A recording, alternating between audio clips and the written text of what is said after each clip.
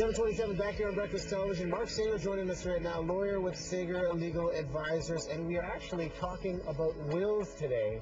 You may or may not have a will, you may not necessarily think about it, but you were in an interesting predicament that kind of puts it at the forefront. Well, it's true. I was to be here a week ago, but I was caught in Europe after the volcanic eruption.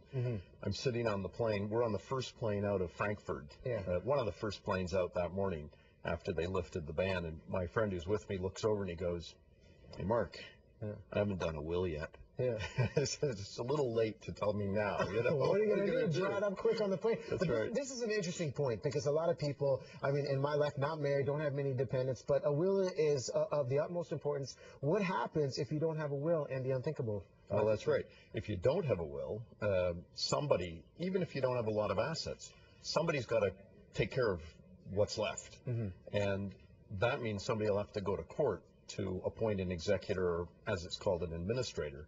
In the good old days, if you were a sailor and you pierced your ear, your body washed up on shore, the rule was you can keep the piece of gold, just give me a decent burial. But who's going to organize things if you're not a sailor and you don't have a will? So it's a good reason to have one. So there's a lot of structure, and obviously to avoid the future legal costs, there's a lot of benefits from having the will. Where do people start? Because a lot of people try to do the do-it-yourself thing, save the cost, but what should people do if they want to consider laying everything out for the future?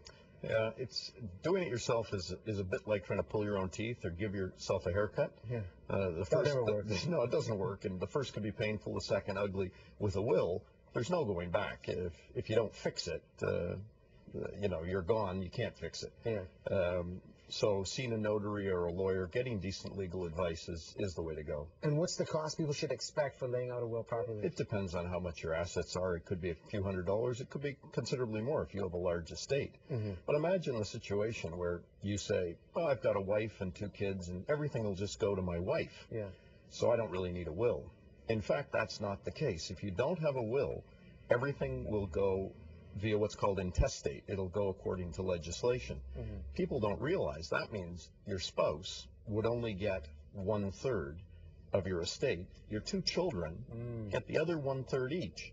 But if they're minors, that 1/3 has to be kept in trust until they reach the age of majority. This could be really quite complicated and difficult for your spouse because he or she can't use any of that. They can't access the resources. And so something that you think is very simple turns out to be a real nightmare. Now, I know there's a lot of key points to talk about, especially when it comes to being the witness on the will. So I tell you what, we're going to put your information on our website, breakfasttelevision.ca. If you don't have a will and you're considering doing that just to plan for the future, hit up our site and we'll direct you to the man right here. Thanks so much for coming through. Hey, thanks for having me. All right. Mark, 7:30, back over to you with the headlines. Okay, thanks, guys. Quick recap of the stories we brought to you at the top of the hour. Massive manhunt in New York right now.